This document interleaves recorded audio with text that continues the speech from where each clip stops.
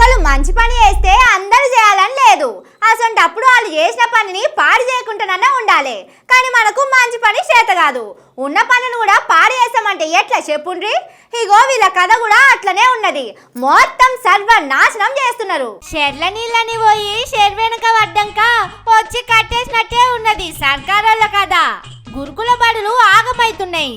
తిండి చక్కగా పెడతలేరు. పురుగుల బువ్వ పెడుతున్నారు.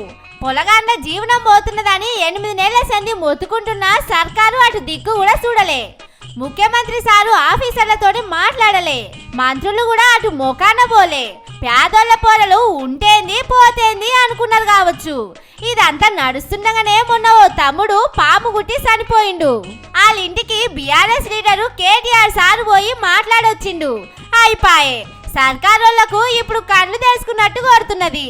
ఎంబడే బట్టి సారు పొన్నం సారు కలిసి ఆ బడికి పోయిండ్రు. అట్లనే మిగిలిన బళ్ళకు పోయి షేకింగ్ చేస్తున్నారు.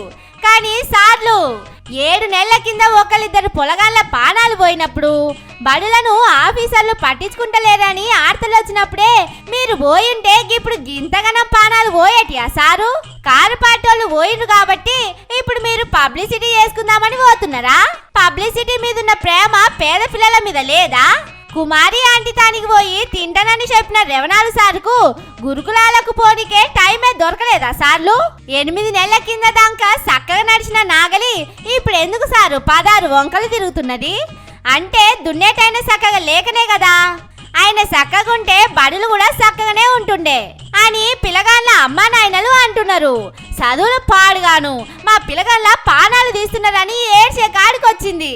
గురుకుల బడులకెళ్ళి పొలగాళ్ళందరినీ ఎల్లగొట్టడానికే ఇట్లా చేస్తున్నారా ఏందని డౌట్ పడుతున్నారు. సర్కారోళ్లకు మా ఉసురు తగులుతుందని కన్న బిడ్డలను పోగొట్టుకున్న అమ్మా నాయనలు 4 బజార్ల కాడ నిలబడి 3 దోశల దుమ్మెత్తి పోస్తున్నారు. మరి ఇగరన్నా బుద్ధొస్తుందో లేకపోతే దున్నపోతు మీద వాన పడ్డట్టే వేస్తారో చూడాలని ఈ ముచ్చటేరికేనోళ్ళు మాట్లాడుకుంటున్నారు.